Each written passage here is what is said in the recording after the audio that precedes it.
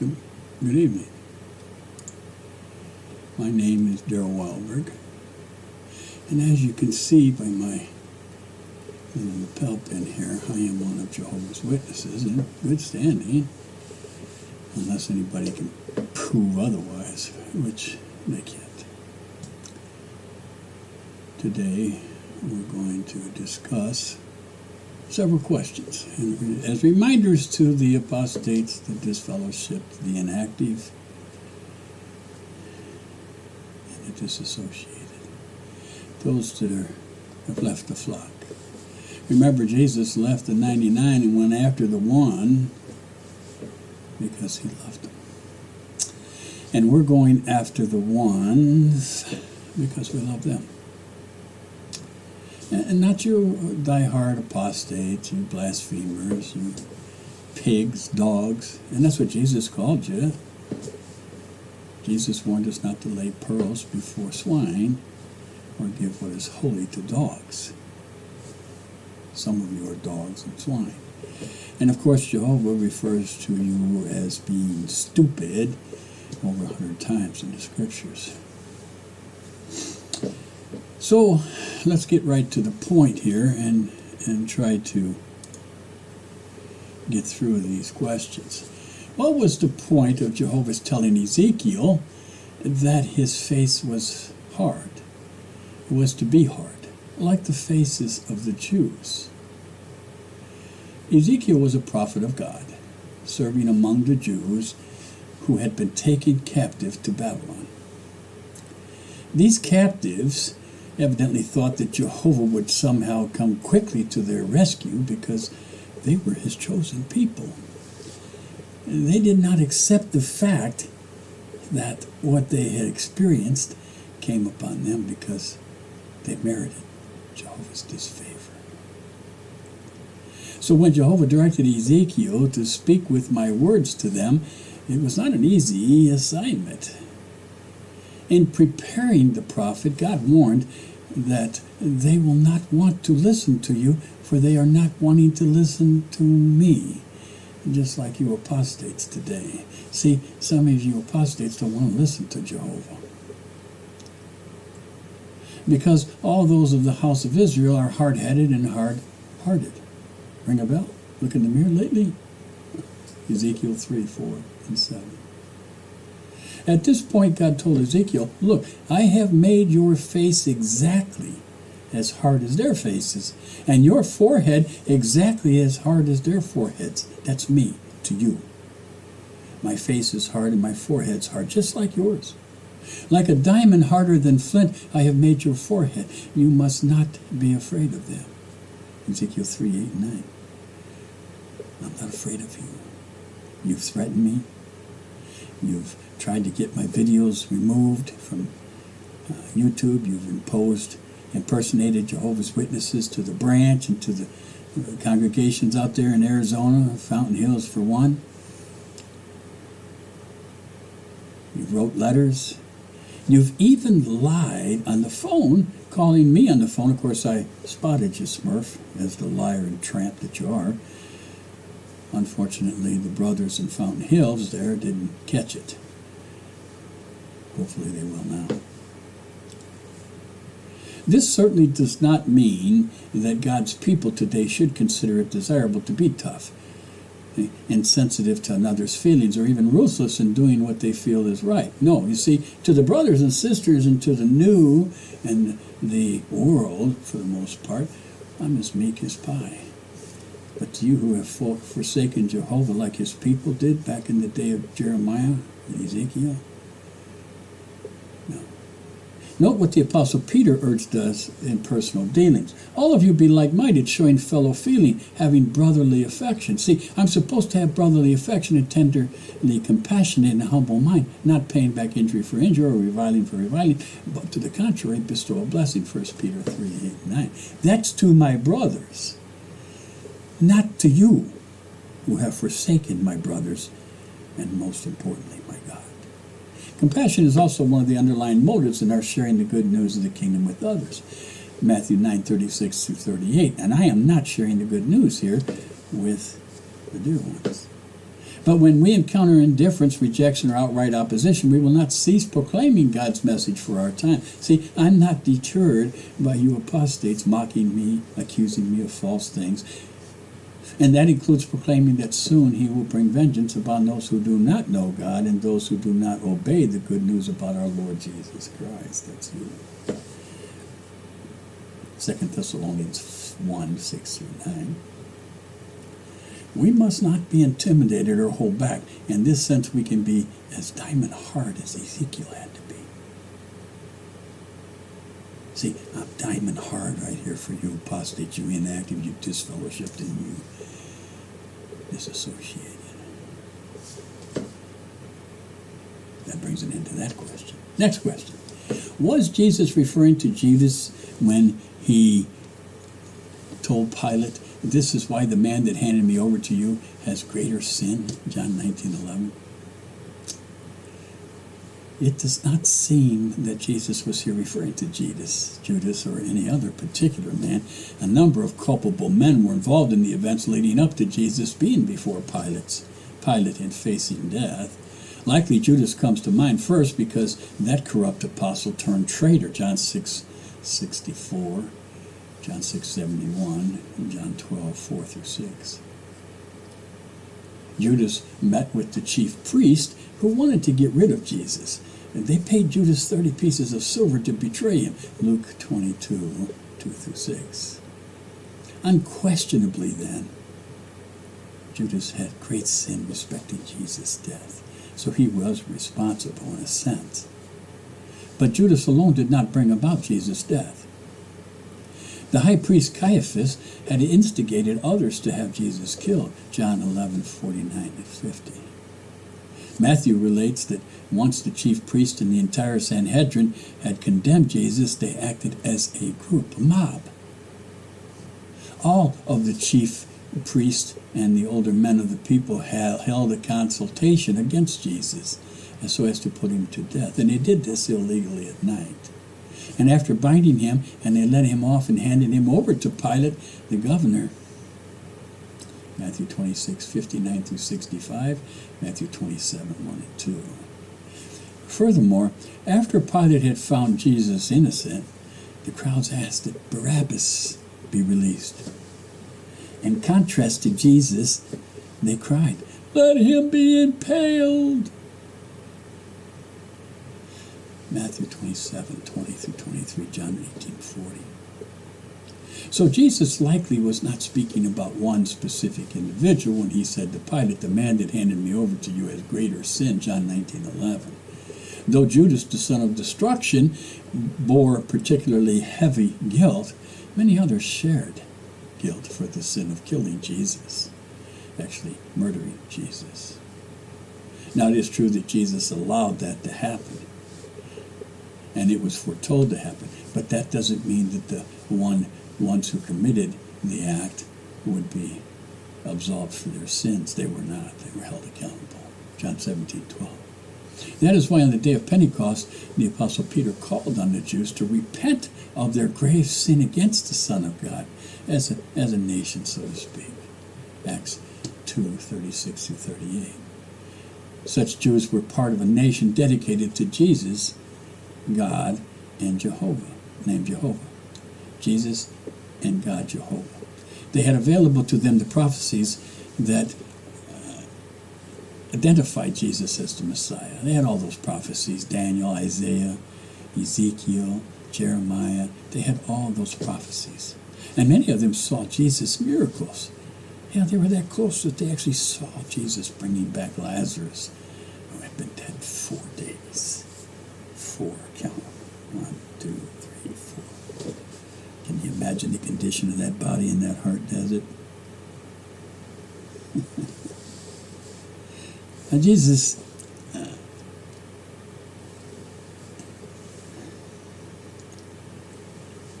they were more guilty, those people were more guilty of sin than was a non-Jewish official who pronounced Jesus innocent. In other words, they were more guilty than Pilate, although Pilate was technically guilty as well. Guilty of shedding innocent blood, John 18:38. Jesus said, next question, if you were blind, you would have no sin. Did he mean that some humans are sinless? John 9:44. No. Today, all humans are sinners, as were all in the first century, except Jesus himself, of course. In these words from John 9:41, Jesus was referring to a particular sort of sin. Our common ancestor Adam burdened all his descendants with sin, an inherited trait, DNA. It's in our DNA. Adam had been created perfect, sinless, Deuteronomy 32:4, 2 Samuel 22:31. When he disobeyed Jehovah, when Adam disobeyed Jehovah's basic instructions, Adam became imperfect. To sin means basically to miss the mark of perfection. Adam truly did that. So by violating God's command, Adam became a sinner. All of us have been affected because all of us came from Adam. You could illustrate it this way. A man who was born without a dominant genetic defect would pass it on to all of his offspring. They would inherit the same defect. In a more simpler term, you could say this. If you took a bread pan and you poured your bread in there, but before you did that, you hit it real hard on the side and you made a little dent in that bread pan. Every single loaf that will ever be baked in that bread pan will have that little dent in the side if you want it. Yeah, you catch the gist. Modern scientists say that they can determine whether certain chromosomal defects exist in an embryo or a newborn. But Jehovah goes beyond that. He reveals that a grave defect did come to exist in Adam, that bent pan, and that it has been passed on to all of us. This defect is sin. Through one man, Adam, sin entered into the world, and death through sin, and thus death spread to all men because they had all sinned. Romans 5:12. This sinful state has put humans out of harmony with the Creator. In addition to bringing upon them sickness and death, no human besides Jesus has been perfect and free of condemnation to death. Romans 5:18 and through 21, Romans 6:23, and 2 Chronicles 6:36.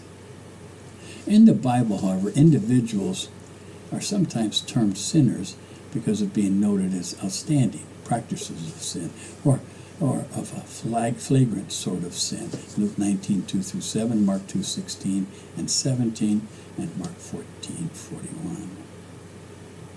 That, of course, does not mean that the rest of the people were perfect, sinless. Had they been, they would not have grown old and eventually died. You see, if any man would have remained sinless, he would have still be here from the days old. But of course, Jesus was killed and murdered. The account in John chapter 9 involved a man who was born blind, but whose sight Jesus healed. The man had not personally been able to read the scriptures, yet he did have a limited knowledge. Obviously, somebody told to him or read them to him. He knew that God does not hear the request of willful sinners. The fact that Jehovah empowered Jesus to perform the miracle of providing sight proved that Jesus was a prophet, a healer. The proud Pharisee, though, refused to accept this man's logical testimony, and they threw him out of the Sanhedrin. John 9:13 through 17, John 9:26 through 34. After this, Jesus said, "For this judgment I came into the world, that those not seeing might see, and those seeing might become blind." John 9:39. He meant those seeing but not acting. Yes, on the basis of preaching, other activities, and role in God's purposes, individuals either would gain spiritual sight and walk in light, or would be in spiritual darkness. Isaiah 9:1 and 2, 42, 6 and 7, Matthew 4:13 through 17, 6:23, and 2 Peter 1:9 through 9. 2 Peter 1:9, and 2 Corinthians 4:4. Had the religious leaders been just uninformed Jews with the normal burden of human sin, they're not accepting a Messiah might have been excused on their parts. But they who claimed to see or understand were especially reprehensible because they had greater knowledge of the law and of God's prophetic word than the common man. So their rejecting Jesus was a serious sin that condemned them more than their normal human imperfection and sin did. Thus, Jesus told the Pharisees, if you were blind, you would have no sin. But now you say, we see, your sin remains. John 9:41. Amazing. Last question. Did sick and crippled individuals actually get healed in the disturbed waters of that Zatha, as John 5:27 suggests? And if so, by what power did those miracles occur? Actually, the account at John 5:2-9 does not establish whether a number of miraculous healings occurred at a pool in ancient Jerusalem. The only miracle that we can be sure took place there was the one performed by Jesus Christ when he healed a man who for 38 years had been sick. We can accept this miracle, for the report of it is in the inspired scriptures. 2 Timothy 3:16, all scripture is inspired of God. But many in Jerusalem back then believed that other miracles had occurred at that spot. Even as many today believe that miraculous cures occur at shrines and places by the evangelical idiots. Oh, I heal you. Yeah, sure you do. Note what the Bible does say and what it really does not say. Now in Jerusalem, this is a quote, now in Jerusalem, at the sheep gate, there is a pool designated in Hebrew Beth Zatha, with 5 colonnades. And these a multitude of the sick, blind, lame, and those with withered members was lying down. But a certain man was there who had been in his sickness for 38 years. Seeing this man lying down and being aware that he had already been sick a long time, Jesus said to him, do you want to become sound in health? The sick man answered him, Sir, I do not have a man to put me into the pool when the water is disturbed. But while I am coming, another steps down ahead of me. Jesus said to him, get up, pick up your cot and walk.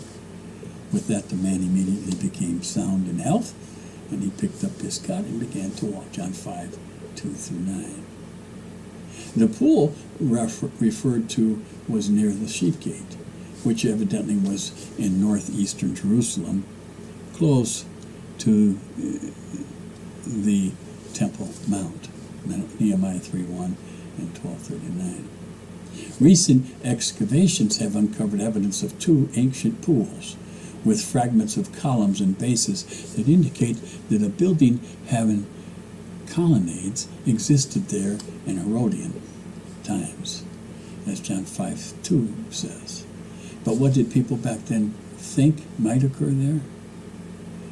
Well, observe the dash in the above quotation of John 5:2-9. Some Bibles include an extra passage that is numbered John 5:4. That edition says something like, for an angel of the Lord would come down into the pool from season to season and disturb the water. The first one to step in after the disturbance of the water would become sound in health from whatever disease it was by which he was afflicted. Sounds like a lottery. However, a number of modern Bibles, including the New World Translation of the Hebrew Scriptures, omit this passage. Why? Because in all probability, it was not in John's Gospel. A footnote in the Jerusalem Bible observes that the best witnesses omit this passage. The best witnesses meant are the ancient Greek manuscripts, such as the Codex Sinaiticus and the Vatican 1209, both of the 4th century CE, and early versions of Syriac and Latin. After mentioning the absence of verse 4 from the best manuscript text, and the Expositor's Bible commentary adds, it is generally regarded as a gloss that was introduced to explain the intermittent agitation of the water. which the populace considered to be a potential source of healing. So the Bible does not really say that an angel from God performed miracles at the pool of Bethesda. Well, did miraculous healings occur when the water was disturbed or agitated?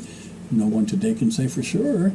Maybe a tradition somehow developed that ill or crippled persons had been healed there. Once stories of supposed healing spread, desperate persons hoping to be cured may have begun congregating there. We know that this has occurred at various locations in our time, even when there is no documented proof of divine healings. We should not, though, be skeptical about the healing that the Son of God performed at the pool of Bethesda. Why? Well, without even entering the water, the man was instantly cured by the great physician named Jesus Christ. His documented ability to do this should give us reason to look forward to the healings that he will perform during the approaching millennium.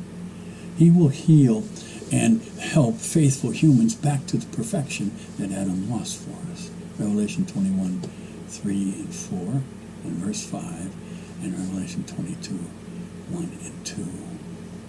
You know, Jesus performed miracles back in his day, but what he did on a small scale at that time, he is going to do on a large scale. See, not only did Jesus perform these healing miracles, but what else could Jesus demonstrate for us that he could do on a larger scale? Well, believe it or not, one thing is control the weather. Remember when he made the storm calm? Yeah. So Jesus not only showed that he had the power to cure, to bring back the dead, he's also going to control Mother Nature, so to speak.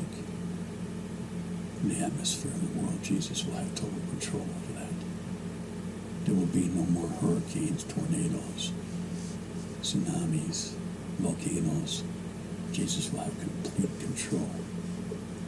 Isn't that a beautiful prospect to look forward to? Well, remember now, you apostates on the fence, you disfellowshipped, you disacted, you disassociated, and you inactive ones who are lazy and on your couches. Get off your couches. Come on back to Jehovah God.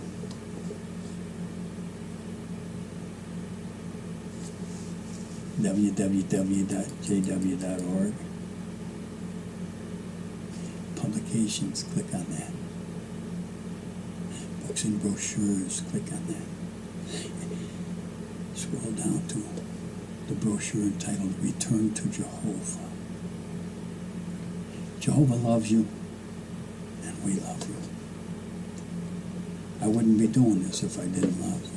Oh, I hate the apostates because Jehovah hates the apostates. They're mockers. They mock Jehovah. But you didn't, some of you. Come on back. We'll leave the light on for you and hope that you return, because time is running out for you. So get your butts back here. Praise be to Jah, and praise be to Jah's people.